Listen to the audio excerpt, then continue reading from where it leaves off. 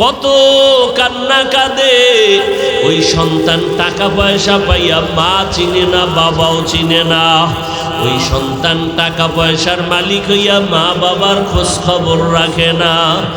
ও সন্তান, ওই মা যদি একবার দুঃখ করিয়া বরদোয়া করে তোমার কপাল নষ্ট হয়ে যাবে। ও সন্তানেরা, ওই মা বাবাকে কষ্ট দিও না। আজও সন্তানের মা পাহাড়ের নিচে দাঁড়াইয়া সন্তানটাকে ডাকতেছেন। হাদিসে পাকে আমার নবী বনি ইসরাইলের ঘটনা শুনাইতেছেন। সন্তান আজও নামাজে দাঁড়ানো চিন্তায় পড়ে গেল। নামাজের ভিতরে দাঁড়াইয়া আমি আমার মাওলার ডাকের সাড়া দিব না মায়ের ডাকে জবাব দিব। সন্তান সিদ্ধান্ত নিল, আজও আমি মাওলার ডাকের সাড়া থেকে পিছনে যাব না। মা যতই ডাক দেখ না কেন, আমি মায়ের ডাকে সাড়া দিব না। আজও মা সূর্যের গরমে দীর্ঘ টাইম কষ্ট করে দাঁড়াইয়া সন্তানের সাড়া না পাইয়া মা কষ্ট নিয়ে বাড়ির মধ্যে রওয়ানা। বিদায় বেলা যায় আর বলে, ও সন্তান, তুমি ইবাদত করো, আমি মা চলে গেলাম, আর তোমারে আমার প্রয়োজন নাই রে বাবা। মা কষ্ট নিয়ে বাড়ি চলে গেলেন। দুদিন তিন দিন কিন্তু মায়ের অন্তরে মানাইতে পারে না। সন্তানের কথা যখনই মনে পড়ে মা অঝোর দাঁড়ায় কান্না করে। ও দয়ার মালিক, ওই সন্তানের তো বুঝাইতে পারি না আমি মায়ের মনে কত কষ্ট।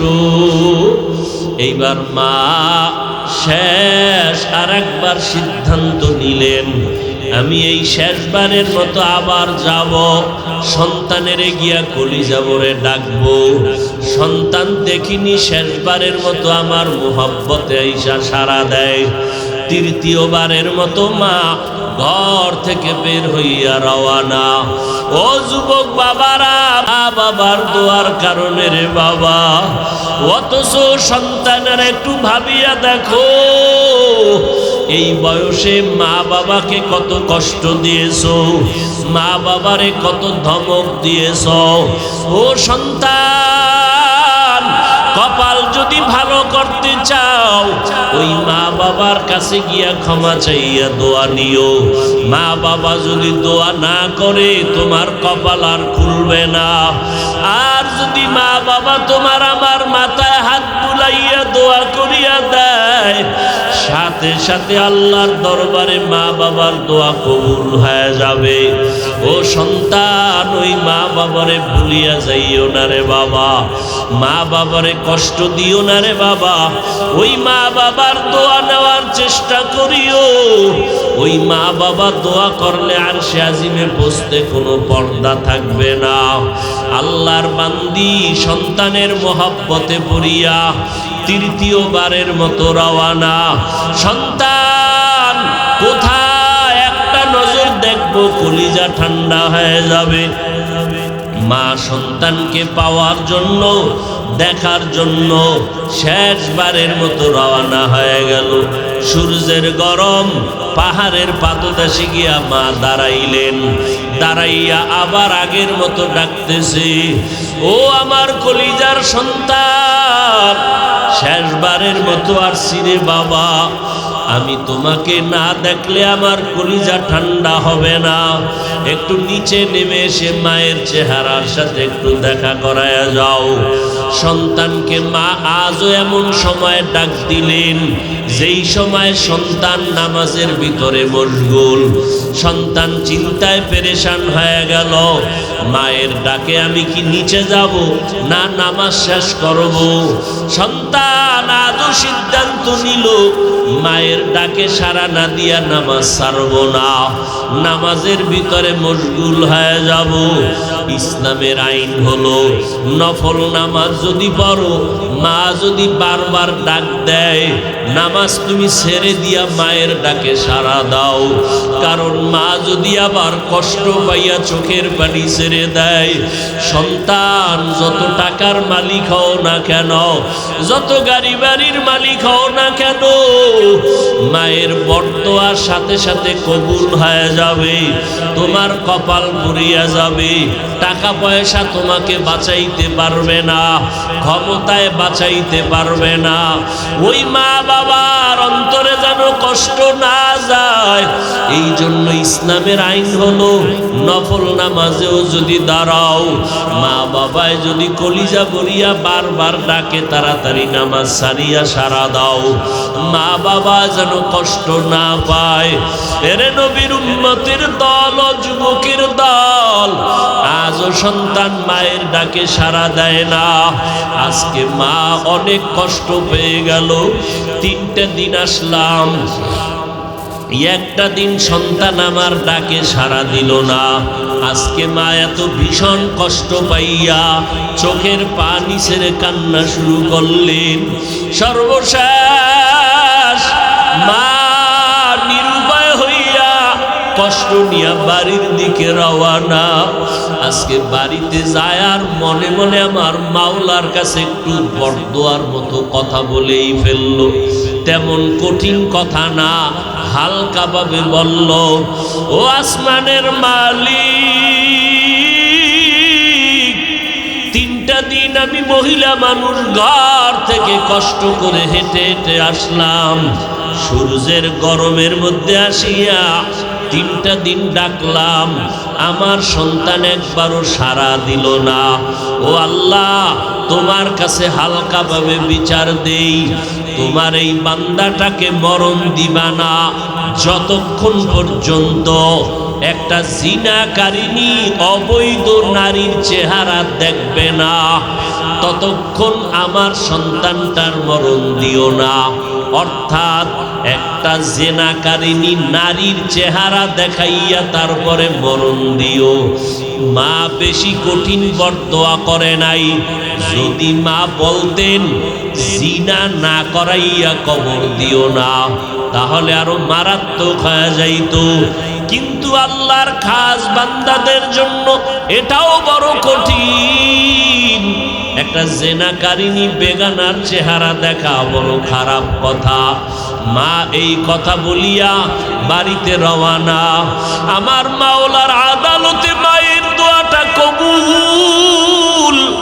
1 সেকেন্ড আর দেরি হয় নাই, এই মায়ের দোয়া কবুল হয়ে গেল। এলাকার ভিতরে সুনাম ছড়ায় গেল। মানুষে কথা বলতেছে, আমাদের বনি ইসরাইলের ভিতরে এত বড় আল্লাহওয়ালা আর নাই। বলে কেমন? একটা সেকেন্ড আল্লাহর ইবাদত ছাড়া কাটায় না। কোথায় কাটায়? পাহাড়ের চূড়ায় উঠিয়া আল্লাহর ইবাদত করে। ওই বলতে বলতে পুরো এলাকায় ছড়ায় গেল তার সুনাম। ওই এলাকায় একটা সুন্দরী নারী ছিল, অত্যন্ত চেহারাওয়ালা।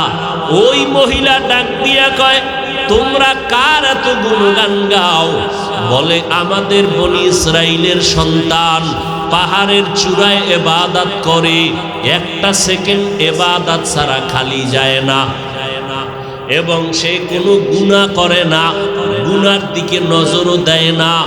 ওই মহিলা ডাক দিয়া কয়, তোমরা যতই গুণগান গাও, আমি একজন নারী, তারে গুনার দিকে নিয়ে যাইতে পারবো। আমার চেহারাটা দেখলেই সে পাগল হয়ে যাবে। এইবার সবাই কয় পারবা না। মহিলা কয় চ্যালেঞ্জ দিলাম, আমি পারবো। ওই বান্দাকে আমি আমার দিকে নজর ফিরাইতে, আর আমার দিকে যখন নজরটা ফিরে যাবে, ইবাদতের লাইন কেটে যাবে। বেগানার দিকে তাকাইলে মাওলা কলবের দরজা বন্ধ করে দেয়। আল্লাহ আমাদের নজরকে হেফাজত করার তৌফিক দান করেন, বলেন আমিন। আল্লাহর বান্দি সুন্দরী নারীটা পাহাড় বেয়ে বেয়ে উপরে চলে গেল। অনেক মানুষ দেখার জন্য ভিড় জমায়ে গেল।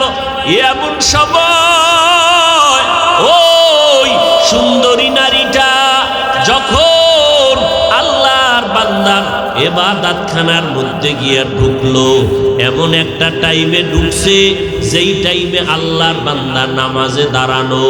মহিলা ঘরের ভিতরে একা, আর ইবাদত করনেওয়ালা সন্তানও একা, আর কেউ নাই। মহিলার দিকে আকর্ষণ বাড়ানোর জন্য মহিলার চেহারার দিকে নজর নেওয়ার জন্য যত ধরনের সিস্টেম করা দরকার ওই মহিলা তাই করলো, কিন্তু আল্লাহ পাকের কুদরত ওই বান্দার নজরটা একবারের জন্য বেগানার দিকে যায় নাই। মহিলা হাজারো অপচেষ্টা করিয়া ব্যর্থ হয়ে গেল। ইবাদতের বান্দাটা একটা নজর ওই বেগানার দিকে দেয় না। মহিলার ভিতরে জিদ বেড়ে গেল, রাগ আরো বেড়ে গেল। ওরে আল্লাহর বান্দা ভালো করে বুঝো, যারা মাওলার খাঁটি গোলাম, আজকে তুমিও মুসলমান আমিও মুসলমান, তোমার আল্লাহ আমার আল্লাহ এক, তোমার নবী আমার নবী এক, তোমার কোরআন আমার কোরআন এক, তোমার কালেমা আমার কালেমা এক, নাকি আলাদা? তোমার ধর্ম আমার ধর্ম, তোমার কাবা আমার কাবা, তোমার দুনিয়াতে আসা দুনিয়া থেকে বিদায় তাও হবে এক, কাফন হবে তিনটা, কালার হবে আলাদা। কথা কও, কালার হবে এক। তুমিও মুসলমান আমিও মুসলমান। আজকে তোমারে পাও দইরা দইরা বয়ান কেন করা লাগবে?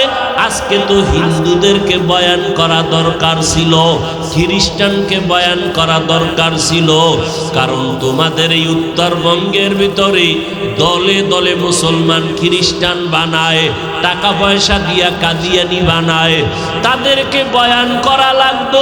অথচ 12 মাসের একটা দিন বন্ধ নাই, মুসলমানের পাও ধরে ধরে বয়ান করা লাগে, এরপরও লাইনে আনা যায় না। তুমিও মুসলমান আমিও মুসলমান, তোমার আল্লাহ আমার আল্লাহ এক, তোমার আমার নবী এক, কালেমা এক, কোরআন এক, হাদিস এক, নবী এক, কাবা এক। অথচ তোমার দাড়ি রাখতে লজ্জা লাগে, আমার দাড়ি কাটতে লজ্জা লাগে, তোমার টুপি মাথায় দিতে লজ্জা লাগে, আমার টুপি মাথায় না দিলে লজ্জা লাগে, তোমার পর্দা করতে লজ্জা লাগে আর আমার পর্দা না করলে লজ্জা লাগে, তোমার মসজিদে ঢুকতে লজ্জা লাগে আর আমার মসজিদে না ঢুকলে লজ্জা লাগে। তুমি আজকে প্যান্ট শার্টটাই পরো, কত মজা, লম্বা জামা পরতে লজ্জা পাও, আর আমি লম্বা জামা না পরলে লজ্জা পাই। বলো, তুমিও মুসলমান আমিও মুসলমান। ও বান্দা, তুমিও পানি পান করো আমিও পানি পান করি। আজকে তুমি বাম হাতে পানি পান করো আর আমি ডান হাত ছাড়া পান করি না। তুমি আজকে যুক্তি দিয়ে এরপরে আমাকে বসায়া দাও।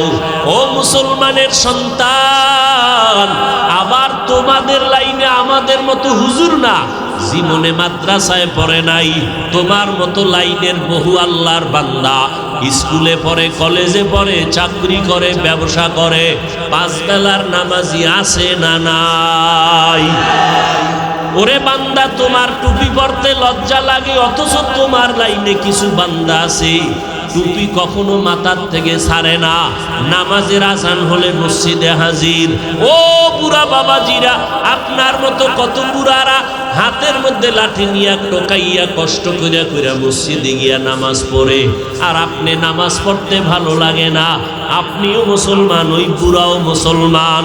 ওই স্কুল কলেজের ছেলে মেয়েরা তোমার মতো যুবক স্কুলে পড়িয়াও নামাজ ছাড়ে না, রাস্তায় গাড়ি চালায় নামাজ ছাড়ে না। তুমিও মুসলমান, তোমার ওই ভাইও মুসলমান, র্যাব আর্মি পুলিশ বিডিআরের চাকরি করে, নামাজ ছাড়ে না। তুমিও মুসলমান, তারাও মুসলমান। ওই জাহান্নামে দায়িত্বে যারা নিয়োজিত ফেরেশতা, আল্লাহ বলেন এরা কঠোর অন্তরের মালিক হবে, শক্ত অন্তরওয়ালা। ওয়ায়াফআলুনা মা ইউমারুন, আল্লাহর আদেশের বাহিরে তারা কিছুই করবে না, বরং আল্লাহ যা হুকুম করবেন ওই আদেশ তারা পালন করবে। নবীজি বলেন, আলা কুল্লুকুম রাঈন ওয়া কুল্লুকুম মাসউলুন আন রাইয়াতিহি, সাবধান হে উম্মত, তোমরা প্রত্যেকেই দায়িত্বশীল। আল্লাহর দরবারে দায়িত্ব দায়িত্বের কারণে জবাবদিহিতার কাঠগড়ায় সকলকেই হাজির হতে হবে। নবীজি হাদিস যখন সাহাবায়ে কেরামদেরকে শুনাইলেন, সাহাবায়ে কেরামদের মধ্য থেকে কেউ প্রশ্ন করলেন, হে রাসূল করিম সাল্লাল্লাহু আলাইহি ওয়াসাল্লাম, কে কার উপরে দায়িত্বশীল? নবীজি বললেন, যার অধীনে যারা বসবাস করে অধীনস্থদের জন্য কর্তা বা গার্ডিয়ান দায়িত্বশীল। যেমন সন্তান পিতামাতার অধীন, মা বাপ সন্তানের দায়িত্বশীল। স্ত্রী স্বামীর অধীন, স্বামী স্ত্রীর দায়িত্বশীল। ছাত্র শিক্ষকদের অধীন, শিক্ষকগণ ছাত্রদের দায়িত্বশীল। একজন মেম্বার ওয়ার্ডের মানুষের দায়িত্বশীল। মসজিদের ইমাম খতিব মুসল্লিদের দায়িত্বশীল। একজন চেয়ারম্যান ইউনিয়নবাসীর দায়িত্বশীল। সরকার গোটা দেশবাসীর দায়িত্বশীল। ওলামায়ে আহলে হক গোটা উম্মতের দায়িত্বশীল। আর একজন সাহাবায়ে কেরামদের মধ্য থেকে প্রশ্ন করলেন, ইয়া রাসূলুল্লাহ, আমার অধীনে কেউ নাই, আমিও কারো অধীনে নাই, আমার দায়িত্ব কি? নবীজি বললেন, আপনি আপনার অঙ্গ প্রত্যঙ্গের দায়িত্বশীল। কিয়ামতের ময়দানে আল্লাহ অঙ্গ প্রত্যঙ্গের হিসাব নেবেন। দুটো হাত দিয়েছেন, দুটো পা দিয়েছেন, দুটো চোখ দিয়েছেন, আল্লাহ এগুলো অনর্থক দেন নাই। কিয়ামতের দিন আল্লাহ এগুলোর জবাব নেবেন, হিসাব নেবেন। মানুষ আযাবের ভয়ে, শাস্তির ভয়ে মিথ্যার আশ্রয় নিবে। তখন আল্লাহ জবানকে বন্ধ করে বলবেন, হাত কথা বলো, পা কথা বলো। اليوم نختم على أفواههم وتكلمنا أيديهم وتشهد أرجلهم بما كانوا يكسبون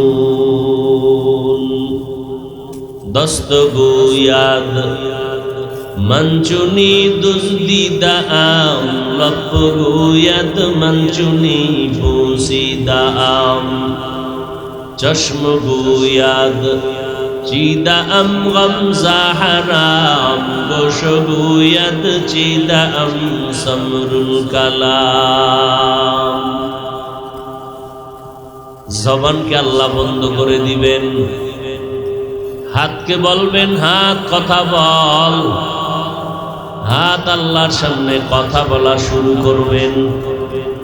ও দয়ার মালিক, দুটো হাত তুমি দিয়েছো যেই ডিউটি করার জন্য তোমার বান্দা সে ডিউটি করে নাই। হাতের দ্বারা মানুষের কল্যাণে ব্যবহার করবে, এই হাত দ্বারা মানুষের পক্ষে কাজ করবে, মা বাবার কল্যাণে কাজ করবে, এই হাতের দ্বারা কোরআন ধরে ধরে পড়বে। বান্দা হাত দিয়া অন্যায়ের দিকে হাতকে প্রসারিত করেছে, হাতের দ্বারা অন্যায়ের কল্পনা করে মানুষের ক্ষতি সাধনে হাত ব্যবহার করেছে। হারাম জিনিস হাত দ্বারা ধরেছে, নাপাক জিনিস হাতের মাধ্যমে স্পর্শ করেছে। আল্লাহ বলবেন, পা কথা বলো। আল্লাহর অর্ডারে পা কথা বলবে, চোখ কথা বলবে। ও দয়ার মালিক, দুটো চোখ তুমি দান করেছো, মা বাবা দেখবে সওয়াব, এই চোখ দিয়া আলেম দেখবে সওয়াব, এই চক্ষু দিয়া কোরআন দেখে দেখে পড়বে সওয়াব, এই চোখের দ্বারা তোমার ঘর বাইতুল্লাহ দেখবে সওয়াব, তোমার কুদরত দেখবে সওয়াব। কিন্তু বান্দা এই চোখের দ্বারা ভালো কিছু দেখে নাই, বরং সারাটা রাত মোবাইলের দিকে তাকাইয়া তাকাইয়া কবিরা গুনাহ করে করে রাত কাটিয়েছে, ঘুমায় নাই। আল্লাহর আদালতে সব অঙ্গ প্রত্যঙ্গ কথা বলবে। আল্লাহ পাক এগুলো সাক্ষী শুনিয়া তারপরে বান্দার ফয়সালা দিবেন। আল্লাহ তাআলা সাক্ষী ছাড়া ডাইরেক্ট কারো ব্যাপারে কোনো রায় পেশ করবেন না। আল্লাহ পাক বলেন, ও দায়িত্বশীলেরা, তোমাদের যার উপরে যত দায়িত্ব আছে পালন করো। ত্রুটি যদি করো, হাসরের ময়দানে পার পাওয়ার কোনো উপায় নাই, কারণ হাসরের মাঠ ইনসাফের বিচারের মাঠ।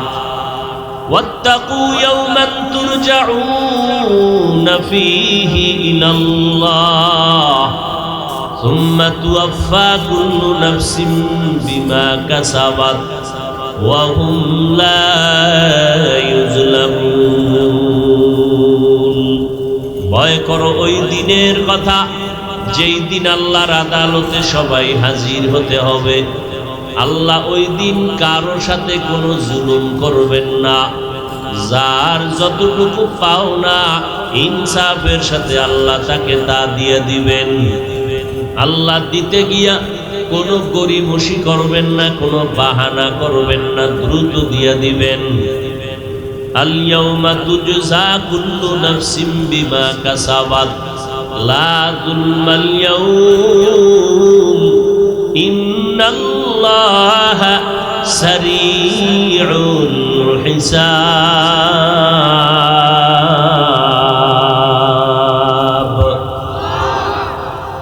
আল্লাহ তাআলা বলেন, হাসরের ময়দান বড় ভয়ঙ্কর হবে। আল্লাহ পাক কারো উপর এক বিন্দু জুলুম করবেন না, ইনসাফের বিচার আল্লাহ কায়েম করবেন এবং বিচারটা খুব দ্রুত হয়ে যাবে। কত দ্রুত হবে? বলে ফজর থেকে জোহর পর্যন্ত এই সময়ের মধ্যে হাসরের ময়দানের কোটি হাজার লাখ কোটি মানুষের বিচার কমপ্লিট হয়ে যাবে। এটা কেমন করে সম্ভব? আমার আল্লাহ তাআলার কুদরতের দ্বারা বড় সম্ভব। অসম্ভবকে সম্ভব করার ক্ষমতা আছে কার? আরো জোরে বলেন। একটা গাছ কথা বলতে পারে না, এটাই স্বাভাবিক। আল্লাহর কুদরতে কি পারে না? পারে না। রহমতের নবী আমার মরা খেজুর গাছের উপরে দাঁড়ায়া খুতবা পড়ে দীর্ঘদিন পড়ার পর সাহাবায়ে কেরামদের অনুরোধে নতুন মিম্বর বানালেন। ওই মরা গাছ, মানুষের কান্নার মতো আওয়াজ। নবী এসে দাঁড়ায় বলেন, রে গাছ কেন কান্না করো? ও নবী, গাছ বলে আপনার বিরহের বেদনায় কান্না করি, কি চাও? আমি রহমতের নবী দোয়া করব, তুমি আজ তাজা হয়ে যাবা, তোমার ফল বের হবে, জমিনের মানুষ তোমার ফল খাবে। গাছ বলে, না তা চাই না। তো কি চাও বলো? গাছ বলেন, ইয়া রাসূলুল্লাহ, আমি চাই আপনি আমার জানাজা পড়ায় এখানে দাফন করে দিবেন। হাসরের ময়দানে আমি আপনার সাথে জান্নাতে থাকতে চাই। উস্তুনে হান্নানা আজ হাজরে রসুল নালামি জাদ হামচুয়ার বাবুল। একটা মরা গাছ কথা বলতে পারে না, এটাই বাস্তবতা। কিন্তু নবীর সাথে মরা গাছ কথা বলে, এটা কেমনে সম্ভব? এর সংক্ষেপ জবাব হলো, আমার আল্লাহর কুদরতের দ্বারা সম্ভব। অসম্ভবকে সম্ভব যিনি করেন তিনি আমার আল্লাহ। এই বিশ্বাস যারা অন্তরে জমা রাখবে তারা মুমিন। এই বিশ্বাস যারা অন্তরে জমা রাখবে না তারা বেঈমান। একটা দুধের বাচ্চা মায়ের কোলে কথা বলতে পারে না, এটাই বাস্তবতা। কিন্তু আবার আল্লাহ যদি ক্ষমতা দেন, পারে না? পারে না। ঈসা নবী মায়ের কোলে দুগ্ধ পান অবস্থায় কথা বলেছেন। পয়গম্বর ঈসা আলাইহিস সালাম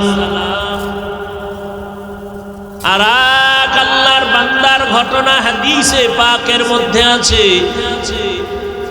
রহমতের নবী বয়ান করেন,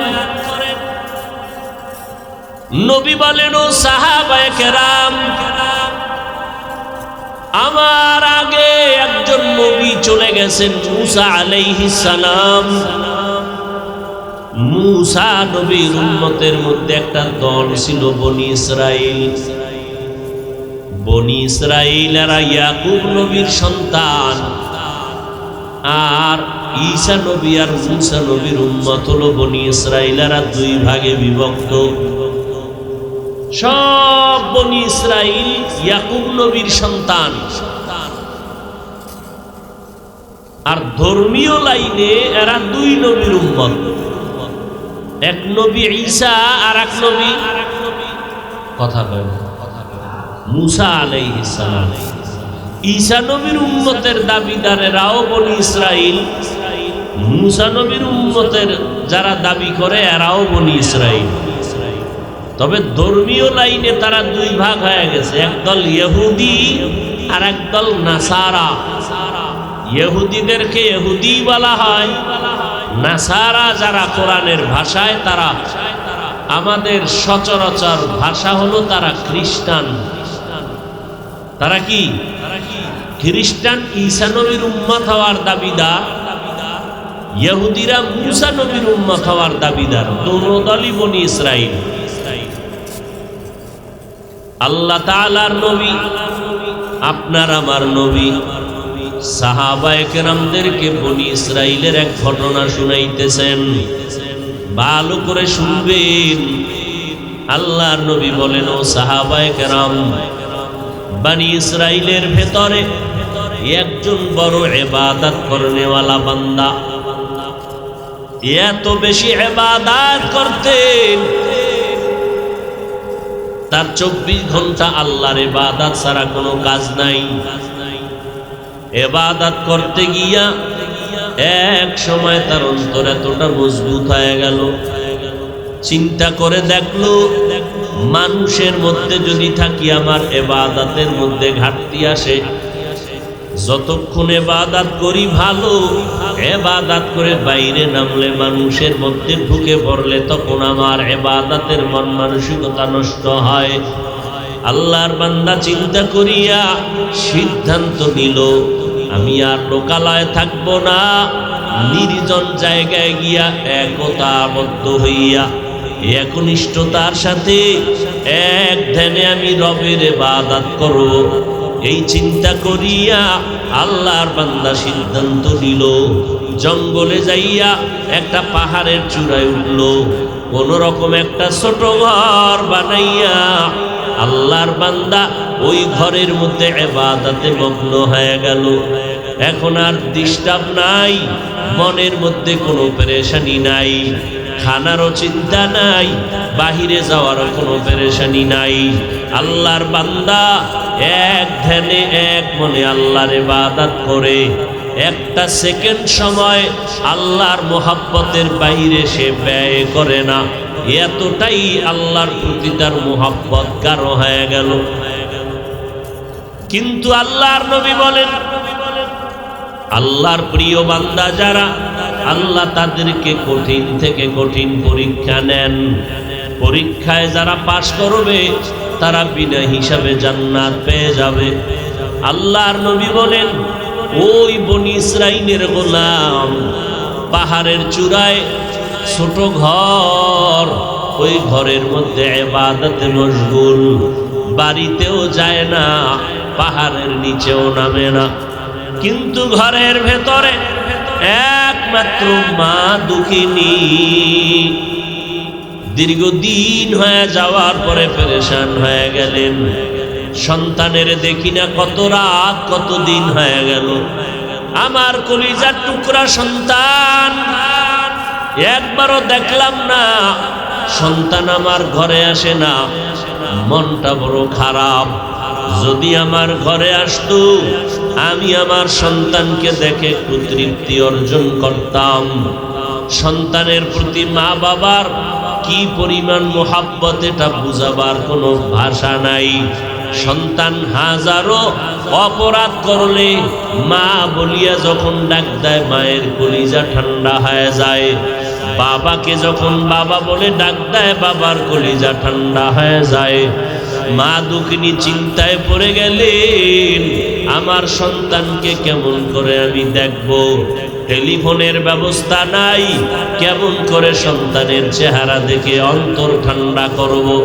মা চিন্তা ভাবনা করিয়া সিদ্ধান্ত নিল, আমি সকালবেলা বাবার সন্তানের কাছে যাই একটু দেখা করব।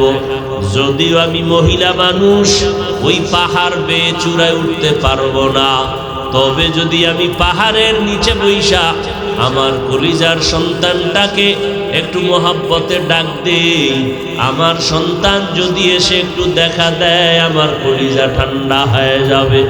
মা চিন্তা ভাবনা করিয়া সিদ্ধান্ত নিয়ে নিল। সূর্যের প্রখর তাপ বাড়তেছে, সকাল দুপুরের আগ মুহূর্তে মা সন্তানের মোলাকাতের জন্য একা একা রওনা হয়ে গেলেন। পাহাড়ের পাদদেশে যাইয়া পাহাড়ের চূড়ার মুখের মুখটা উঠাইয়া রোদের তাপ, সূর্যের আলো, উপরে তাকানো যায় না, হাত দিয়া চোখের উপরে পর্দা লাগায় তারপরে উপরে তাকাইলেন। আমার নবীও সাহাবায়ে কেরামদেরকে এইভাবে দেখাইলেন। সন্তানের মা ওই পাহাড়ের নিচে বসে সন্তানকে সম্বোধন করে ডাকলেন, ও বাবা তুমি পাহাড়ের চূড়ায় আসো, আমি মা তোমার বিরহের বেদনায় হাজির হয়ে গেলাম, একটু সময়ের জন্য তুমি আমাকে দেখা দাও, ইবাদতে আমার কোনো বাধা নাই। কতদিন হলো রে বাবা তোমার চেহারা দেখতে পারি না, একটু তুমি নিচে নামিয়া আমি মায়ের সাথে একটু দেখা দিয়া যাও। প্রচন্ড রোদের গরমে মা অনেকবার ডাকাডাকি করলেন। সন্তানকে এমন সময় মা ডাকলেন যেই সময় সন্তানটা নামাজের মধ্যে দাঁড়ানো। সন্তান চিন্তায় পড়ে গেল, আমি এখন আমার মালিকের মোহব্বতের বন্ধনে আবদ্ধ। আমার আম্মা জান ডাকতেছেন, আমি আমার মাওলার ডাকে দাঁড়াইয়া থাকবো নাকি মায়ের ডাকে সাড়া দিয়া নিচে চলে যাব। চিন্তা ভাবনা করিয়া সন্তান সিদ্ধান্ত নিল, আমি আমার মাওলার ডাকের মোহাব্বত থেকে আমি আলাদা হব না। সন্তান নামাজে দাঁড়াইয়া আল্লাহর মোহাব্বতে মশগুল হয়ে দাঁড়ায় রইল। মায়ের ডাকে সন্তান একবারও সাড়া দেয় নাই। দীর্ঘ টাইম মা দাঁড়াইয়া সন্তানের না পাইয়া মনের কষ্ট নিয়া বিমুখ হইয়া মা ঘরের মধ্যে চলে গেলেন। মনে মনে নিয়াত করেছেন, আমার কষ্টটা সন্তান বুঝলো না, যেহেতু বুঝেই নাই আর আমি সন্তানের কাছে আসবো না। মা ঘরে চলে গেলেন। ঘরের মধ্যে যাওয়ার পর রাতের বেলা ঘুমায়, মায়ের চোখে ঘুম আসে না। অন্তরের ভেতরে জ্বালা, অন্তরের ভেতরে মোহাব্বতের আগুন জ্বলতেছে। সন্তানটাকে না দেখলে কলিজা ঠান্ডা হবে না। একবার গেলাম, মা আবারও সিদ্ধান্ত নিলেন আর একবার যাই। সন্তান দেখিনি, আমার মোহাব্বতের ডাকে এসে আমার সাথে মোলাকাত করে। সন্তানের ডাকে মায়ের মোহাব্বতের টানে সন্তানের কাছে মা আর একবার রওয়ানা। মা হেঁটে হেঁটে সূর্য যখন তাপ দেওয়া শুরু করলো এই টাইমে চলে গেলেন। পাহাড়ের পাদদেশে যাইয়া মা আর একবার ডাক দিলেন, ও সন্তান তুমি আমাকে সারিয়া ইবাদতের ময়দানে হাজির হয়েছো। আমি মায়ের অন্তরে কোনো দুঃখ নাই, তুমি ইবাদত করবা, আমি মায়ের কোনো বাধা নাই। তবে তুমি একবার একটু নিচে নেমে আসো। আমি মা তোমাকে না দেখে পাগলনির মতো হয়ে গেলাম, একবার আইসা আমাকে মা বলে ডাক দাও। আমি মায়ের চেহারাটা দেখো, আমি মা তোমার চেহারাটা দেখে কলিজা ঠান্ডা করব। দীর্ঘ টাইম আজ মা দাঁড়ায় দাঁড়ায় সন্তানের ডাকে। মায়ার নবীও চোখের পানি ছেড়ে কাঁদেন আর বলেন, ও সাহাবায়ে কেরাম, আজও মা যখন ডাকছেন সন্তানটা আজও নামাজের মধ্যে দাঁড়ানো। ও সন্তানেরা ভালো করিয়া শুনিয়া নাও, ওই মায়ের মোহাব্বত ভাষা নাই বুঝাবার মতো। আজকে তুমি যতই বাহাদুরি করো না কেন, টাকার মালিক, বাড়ির মালিক, গাড়ির মালিক হয়ে গেছো, সম্মানের চেয়ারের মালিক, একবারও কি চিন্তা করছো রে বাবা? এই সম্মান, এই টাকা, এই বাড়ি গাড়ি, এগুলো কিছুই তোমার বাহাদুরি না, সব হলো দুঃখিনী মায়ের চোখের পানি আর মা বাবার দোয়ার কারণে। ওই মা বাবার দোয়া যদি না থাকতো তুমি সম্মানের চেয়ার পাইতা না, টাকা পয়সা বাড়ি গাড়ির মালিক হতে পারতা না। আজকে অনেক সন্তানের কারণে মা বাবা চোখের পানি ফেলে, কত কান্না কাঁদে। ওই সন্তান টাকা পয়সা পাইয়া মা চিনে না, বাবাও চিনে না। ওই সন্তান টাকা পয়সার মালিক হইয়া মা বাবার খোঁজ খবর রাখে না। ও সন্তান, ওই মা যদি একবার দুঃখ করিয়া বরদোয়া করে তোমার কপাল নষ্ট হয়ে যাবে। ও সন্তানেরা, ওই মা বাবাকে কষ্ট দিও না। আজও সন্তানের মা পাহাড়ের নিচে দাঁড়াইয়া সন্তানটাকে ডাকতেছেন। হাদিসে পাকে আমার নবী বনি ইসরাইলের ঘটনা শুনাইতেছেন।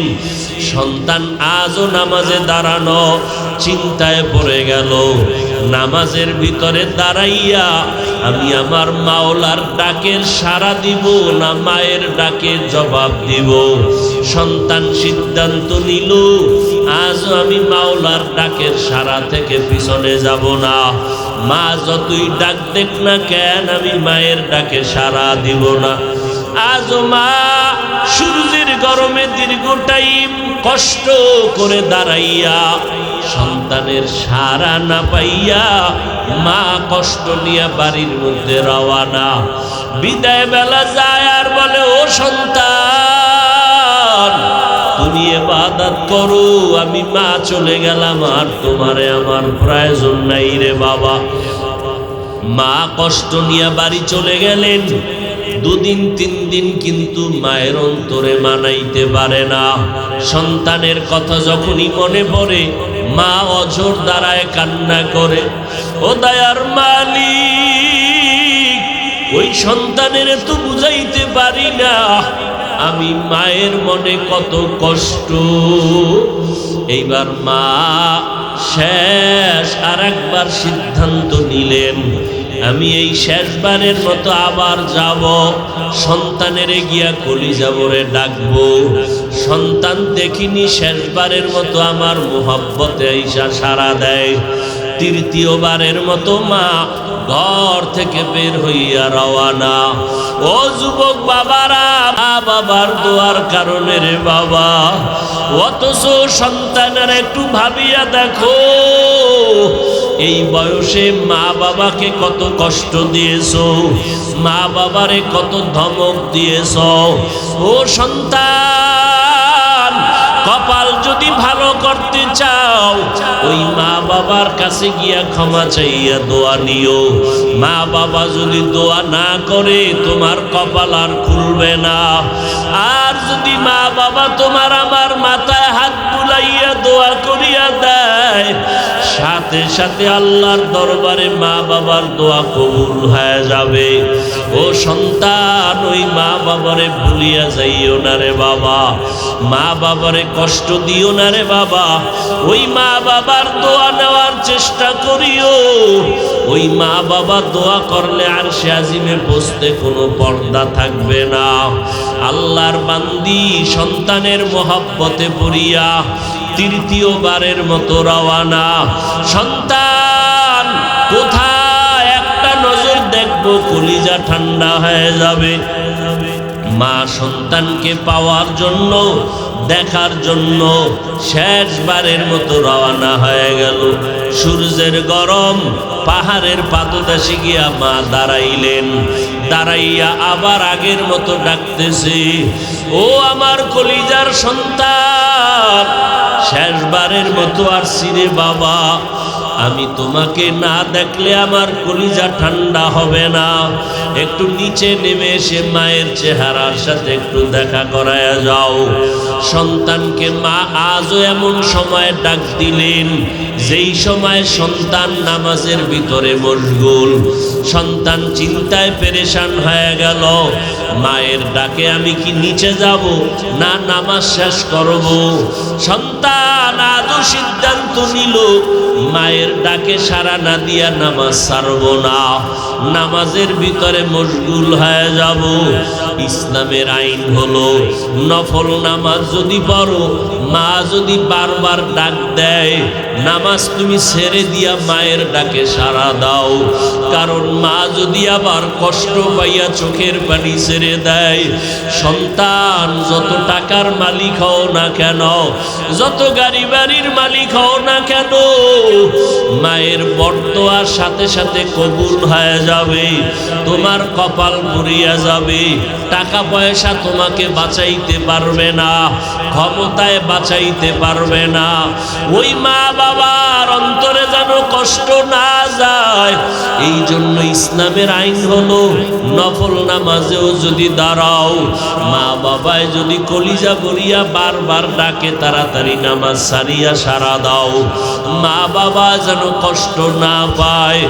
এরে নবীর উম্মতের দল ও যুবকের দল, আজও সন্তান মায়ের ডাকে সাড়া দেয় না। আজকে মা অনেক কষ্ট পেয়ে গেল। 3টে দিন আসলাম, একটা দিন সন্তান আমার ডাকে সাড়া দিল না। আজকে মা এত ভীষণ কষ্ট পাইয়া চোখের পানি ছেড়ে কান্না শুরু করলেন। সর্বশেষ মা নিরুপায় হইয়া কষ্ট নিয়ে বাড়ির দিকে রওয়ানা। আজকে বাড়িতে যায় আর মনে মনে আমার মাওলার কাছে একটু বরদোয়ার মতো কথা বলেই ফেলল। তেমন কঠিন কথা না, হালকা ভাবে বলল, ও আসমানের মালিক, 3টা দিন আমি মহিলা মানুষ ঘর থেকে কষ্ট করে হেঁটে হেঁটে আসলাম।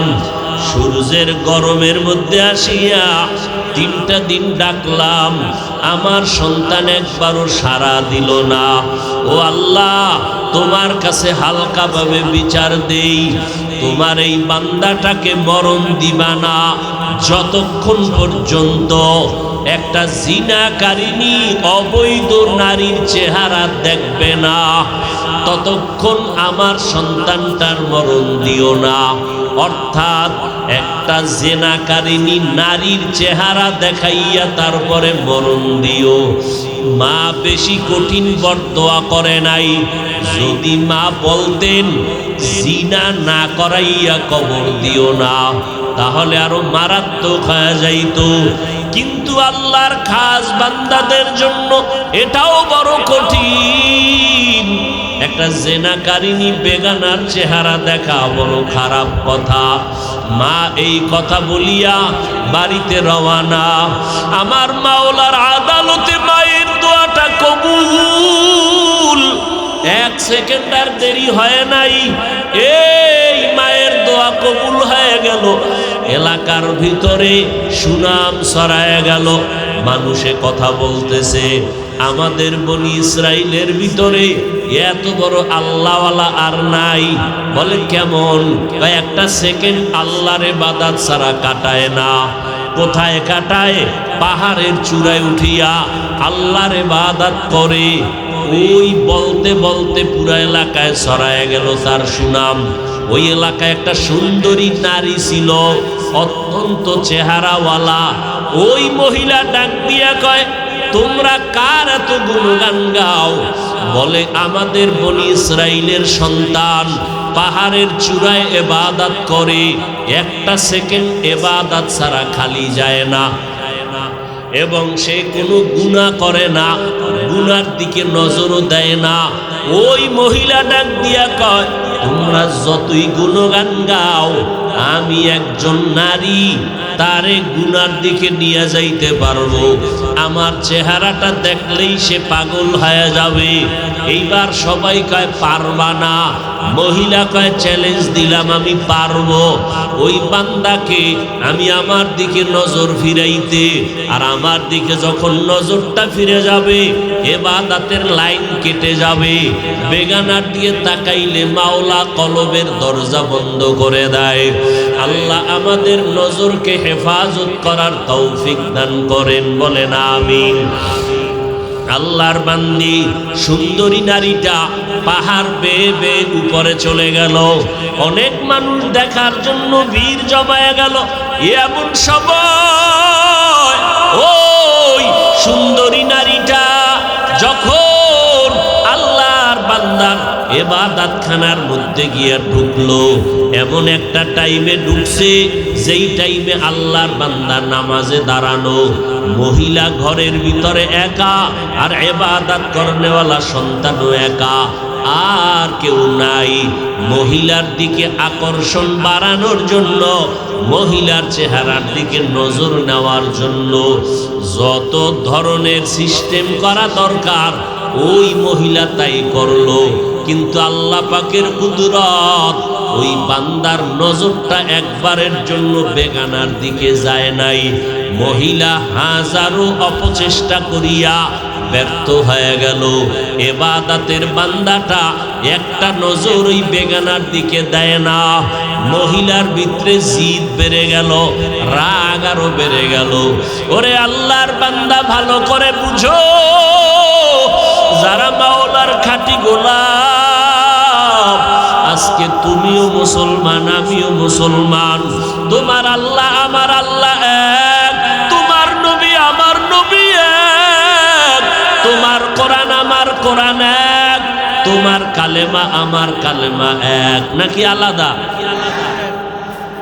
তোমার ধর্ম আমার ধর্ম, তোমার কাবা আমার কাবা, তোমার দুনিয়াতে আসা, দুনিয়া থেকে বিদায় তাও হবে এক, কাফন হবে তিনটা, কালার হবে আলাদা। কথা কও, কালার হবে এক। তুমিও মুসলমান, আমিও মুসলমান। আজকে তোমারে পাও দইরা দইরা বয়ান কেন করা লাগবে? আজকে তো হিন্দুদেরকে বয়ান করা দরকার ছিল, খ্রিস্টানকে বয়ান করা দরকার ছিল। কারণ তোমাদের এই উত্তরবঙ্গের ভিতরে দলে দলে মুসলমান খ্রিস্টান বানায়, টাকা পয়সা দিয়া কাদিয়ানি বানায়, তাদেরকে বয়ান করা লাগতো। অথচ 12 মাসের একটা দিন বন্ধ নাই, মুসলমানের পাও ধরে ধরে বয়ান করা লাগে, এরপরও লাইনে আনা যায় না। তুমিও মুসলমান, আমিও মুসলমান, তোমার আল্লাহ আমার আল্লাহ এক, তোমার আমার নবী এক, কালেমা এক, কোরআন এক, হাদিস এক, নবী এক, কাবা এক। অথচ তোমার দাড়ি রাখতে লজ্জা লাগে, আমার দাড়ি কাটতে লজ্জা লাগে। তোমার টুপি মাথায় দিতে লজ্জা লাগে, আমার টুপি মাথায় না দিলে লজ্জা লাগে। তোমার পর্দা করতে লজ্জা লাগে, আর আমার পর্দা না করলে লজ্জা লাগে। তোমার মসজিদে ঢুকতে লজ্জা লাগে, আর আমার মসজিদে না ঢুকলে লজ্জা লাগে। তুমি আজকে প্যান্ট শার্টটাই পরো, কত মজা, লম্বা জামা পরতে লজ্জা পাও, আর আমি লম্বা জামা না পরলে লজ্জা পাই। বলো, তুমিও মুসলমান, আমিও মুসলমান। ও বান্দা, তুমিও পানি পান করো, আমিও পানি পান করি। আজকে তুমি বাম হাতে পানি পান করো, আর আমি ডান হাত ছাড়া পান করি না। তুমি আজকে যুক্তি দিয়ে এরপরে আমাকে বসায়া দাও। ও মুসলমানের সন্তান, আবার তোমাদের লাইনে আমাদের মতো হুজুর না, জীবনে মাদ্রাসায় পড়ে নাই, তোমার মতো লাইনের বহু আল্লাহর বান্দা স্কুলে পড়ে, কলেজে পড়ে, চাকরি করে, ব্যবসা করে, 5 বেলার নামাজি আছে না নাই? ওরে বান্দা, তোমার টুপি পরতে লজ্জা লাগে, অথচ তোমার লাইনে কিছু বান্দা আছে টুপি কখনো মাথার থেকে ছাড়ে না, নামাজের আজান হলে মসজিদে হাজির। ও বুড়া বাবাজিরা, আপনার মতো কত বুড়ারা হাতের মধ্যে লাঠি নিয়ে টোকাইয়া কষ্ট কইরা কইরা মসজিদে গিয়া নামাজ পড়ে, আর আপনি নামাজ পড়তে ভালো লাগে না। আপনিও মুসলমান, ওই বুড়াও মুসলমান। ওই স্কুল কলেজের ছেলে মেয়েরা তোমার মতো যুবক স্কুলে পড়িয়াও নামাজ ছাড়ে না, রাস্তায় গাড়ি চালায় নামাজ ছাড়ে না। তুমিও মুসলমান, তোমার ওই ভাইও মুসলমান, র্যাব, আর্মি, পুলিশ, বিডিআরের চাকরি করে, নামাজ ছাড়ে না। তুমিও মুসলমান, তারাও মুসলমান। ও আল্লাহর বান্দারা, ও পর্দার আড়ালের আম্মা জানেরা, আমরা আল্লাহর রাস্তায় চলতেছি। ও পর্দার আড়ালের মা, আপনাদের মধ্যে থেকেই তো দুনিয়াতে নবী আসছেন, সাহাবায়ে কেরাম আসছেন, ওলিয়া উলিয়া আসছেন, হাফেজে কোরআনরা আসছেন। আপনারা তো হাফেজে কোরআনের মায়ের মতো মা, আপনারা তো নবীদের মায়ের মতো মা, আপনারা তো খাদিজা রাদিয়াল্লাহু আনহার মতো নারী, আপনারা তো ফাতেমা রাদিয়াল্লাহু আনহার মতো নারী, আয়েশা রাদিয়াল্লাহু আনহার মতো নারী। ও পর্দার আড়ালের আম্মা জান, আপনার মতো কত মা এখনো গ্রামে খুঁজলে পাওয়া যাবে, স্বামীর মাল হেফাজত করে, 5 ওয়াক্ত নামাজ পড়ে, বেপরদায় চলে না। এমন মায়ের অভাব নাই। আপনারা কেন পারেন না রে মা? আল্লাহর কাছে তওবা করেন। ও যুবকেরা, এখনো সময় আছে, তওবা করো। ওই আল্লাহর বান্দা এত সুন্দরী নারী সামনে দাঁড়াইলো, কতটা অঙ্গি ভঙ্গি করলো, কতটা অপকৌশল করলো। ওই বান্দার একটা নজরও বেগানার দিকে যায় নাই। আর তুমি এমন মুসলমান, মোবাইলটা নিয়ে সারা রাত কবিরা গুনাহ দেখো, আছে না নাই? সারাটা রাত দরওয়াজা জানালা বন্ধ, মা দেখে না, বাবা দেখে না, তুমি মোবাইলে কি করো? দেখনেওয়ালা কেউ আসেনি? কে আছে? ওই মাওলারে কেমনে ফাঁকি দিবি রে গুনাহগার? ওই আল্লাহরে ফাঁকি দিয়া কই যাবি রে ভাব? ওই আল্লাহর ধরা থেকে ফেরাউন বাঁচতে পারে নাই, ওই আল্লাহর ধরা থেকে নমরুদ বাঁচতে পারে নাই, ওই আল্লাহর ধরা থেকে দুনিয়ার কোনো নাফরমান বাঁচতে পারে নাই। ও আল্লাহর বান্দারা, এখনো সময় আছে, তওবা করো। ওই আল্লাহর বান্দার সামনে ওই সুন্দরী নারীটা ব্যর্থ হইয়া এইবার নিচে নেমে আসলো, পারলো না। পাহাড়ের নিচে নাইমে আসার পরে সামনে একটা খোলা ময়দান, ওই ময়দানে এক রাখাল বকরি চড়ায়। মহিলাটা রাখালের কাছে চলে গেল, খেয়াল করো, মহিলাটা রাখালের কাছে চলিয়া গেল। ওই রাখালের ধোকা দিয়া এমন ভাবে আকৃষ্ট করলো, রাখালের সাথে তার জিনা হয়ে গেল। জিনার মধ্যে একটা বাচ্চা গর্ভে চলে আসলো। ওই বাচ্চাটা গর্ভে ধারণ করলো। বৈধ না অবৈধ? অবৈধ বাচ্চা গর্ভে নিয়া ওই সুন্দরী নারীটা সবাইরে বলতেছি, তুমগো ইবাদত করনেওয়ালা বান্দারে ধোকা দিছি। সত্য কয় না মিথ্যা কয়? মিথ্যা কয়। বাচ্চাটা যখন দুনিয়াতে ভূমিষ্ঠ হলো, এইবার বাচ্চাটারে কোলে নিয়া এই জেনাকারিনী বেশ্যা নারী বাচ্চাটা কোলের মধ্যে নিয়া এলাকার বড় বড় মাতুব্বার যারা বড় বড় ধনী মাথাওয়ালা এগো সামনে গিয়া কয়, এই যে বাচ্চা এটা জানুনি কার? কয় জানি না। ওই পাহাড়ের চূড়ায় যিনি ইবাদত করে তার বাচ্চা, আমার সাথে ওই ইবাদত করনেওয়ালা জেনা করেছে, এই জেনার বাচ্চা অবৈধ। তুমগো ইবাদত করনেওয়ালার সবার মাথা গরম হয়ে গেল। আমাদের এত সুনাম, ওই ভাইজানের এত গুণগান বলি, এত বড় আল্লাহওয়ালা, এত সুনাম গাইলাম, তার এই অবস্থা, আমরা তার কথা শুনতে রাজি না। লাঠি ছোটা হাতে নিয়া পাহাড়ের চূড়ায় চলে গেল। পাহাড়ে উঠিয়া এবার তার ঘর ভেঙ্গে দিল। এক পর্যায়ে ওই আল্লাহর বান্দার শরীরের উপরে বেতের আঘাত যখন শুরু করলো, আবেদ বান্দা চোখের পানি সারিয়া কয়, বাবারা 1 সেকেন্ডের জন্য দাঁড়াও, তোমরা আমার গায়ে হাত তুলতেছো কারণ কি? বলে, শুনছি তুমি আমাকে এই সুন্দরীর সাথে জিনা করেছো, অবৈধ বাচ্চা হয়েছে। ওই আল্লাহর বান্দা চোখের পানি ছেড়ে বলে, আল্লাহর কসম,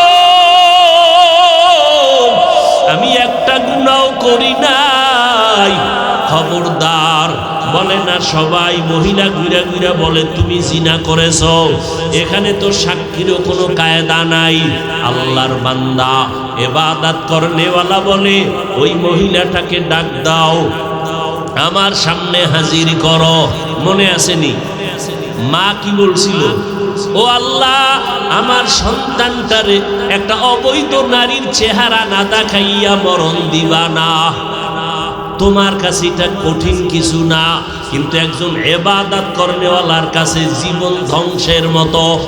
বেগানার নজর দেওয়া, একটা জিনাকারিনীর চেহারা দেখা, এটা ইবাদতের লাইন কাইটা যাওয়ার কারণ। এটা তোমারে তো বুঝানোই যাবে না। ওই আল্লাহর বান্দার জন্য মা বলেছিলেন, জিনাকারিনীর চেহারা না দেখাইয়া আমার সন্তানের মরণ দিবা না। এইবার মায়ের দোয়া কবুল হচ্ছে, সবাই দৌড়াইয়া গেল, এই তুমি বাচ্চা নিয়ে আসো আমাদের আল্লাহর ওলির দরবারে। তার সামনে দাঁড়াইয়া তুমি বলতে পারবানি? হ্যাঁ বলবো, চলো চলো। এবার নিয়ে যখন রওয়ানা, পাহাড়ের উপরে উঠিয়া হাজারো মানুষ, ওই সুন্দরী নারী বাচ্চা নিয়ে দাঁড়ানো, ইবাদত করনেওয়ালা চোখের হেফাজতের জন্য লোকালা বাদ দিয়ে আসছে পাহাড়ের চূড়ায়।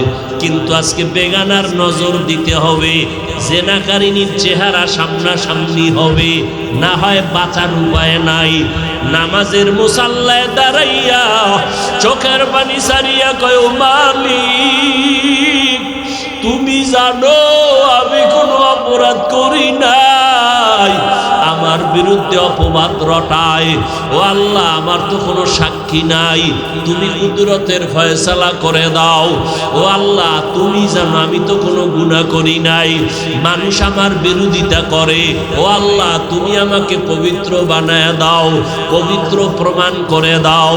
এইভাবে কান্নাকাটি কইরা এইবার জিনাকারিনী মহিলার সামনে আইসা ডাক দিয়া কয়, তুমি আমার বিরুদ্ধে অপবাদ দিছো?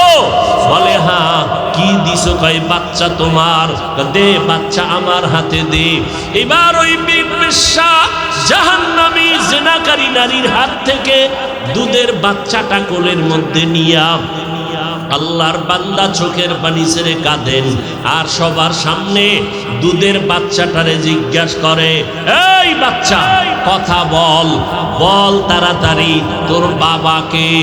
বাচ্চাকে যখন প্রশ্ন করলো, বাচ্চাটা কথা বলতে পারতো না। ওই যে নামাজ পড়া মাওলার কাছে কান্নাকাটি করে দোয়া করছি, আল্লাহ কুদরতের রাস্তা খুলে দিছেন, বাচ্চার জবান খুলে গেছে। দুধের বাচ্চা ডাক দিয়া কয়, আমার বাবা হলো ওই রাখাল, আমার বাবা হলো ওই রাখাল। এইবার আল্লাহর বান্দা পবিত্র হয়ে গেল, ওই জিনার অপবাদ থেকেও আল্লাহ বাঁচাইলেন, আর মায়ের বরদোয়াটাও কাজে লাগাইলেন। মা বলছিল জিনাকারীর চেহারা না দেখে মরণ হবে না, চেহারাও দেখাইলেন, আর মাওলার কাছে চোখের পানি ছেড়ে কান্না করেছেন। আল্লাহ তার ইজ্জত হেফাজত করলেন। এইবার সব মানুষ মহিলার উপরে ক্ষিপ্ত হয়ে গেল। এরে নবীরা আশিক উম্মতের দল, ওই আল্লাহ এখনো আছে না নাই? ওই আল্লাহকে ভুলিয়া কই গেছো? ওই আল্লাহর মোহাব্বত দিয়া সামনে আগাও।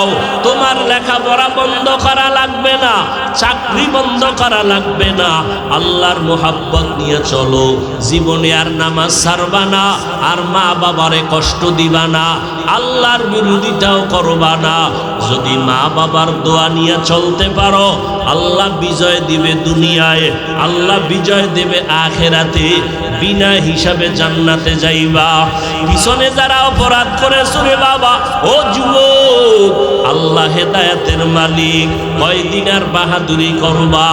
আল্লাহর কাছে বিনয়ের সাথে তওবা করো। গুনার কথার দিকে তাকাইয়া মনে মনে আমার মাওলারে ডাক দাও, ও আল্লাহ, জীবনে তো কম নামাজ ছাড়ি নাই, কম বেপরদায় চলি নাই, আজকে থেকে তৈরি হয়ে গেলাম, আর নামাজ ছাড়বো না।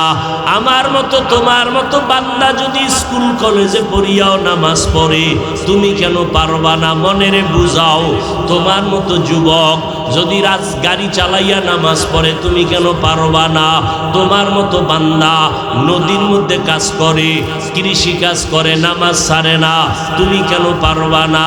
আল্লাহর কাছে হেদায়েতের জন্য দোয়া চাও, মা বাবার দোয়া নিয়ে চলবা, আর কোনোদিন দাড়ি কাটবা না, মা বাবারে কষ্ট দিবা না, আলেমদের বিরোধিতা করবা না, নবীর তরিকার বাহিরে চলবা না।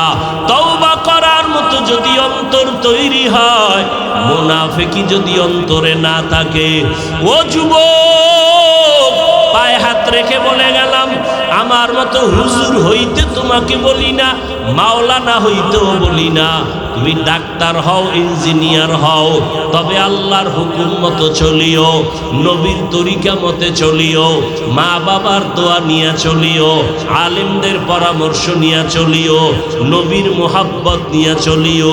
তোমার ব্যবহারে যেন কেউ কষ্ট না পায়, তোমার আদর্শ দিয়া যেন অন্ধকার দূর হয়ে যায়, আদোবালা জিন্দেগি নিয়ে চলিও।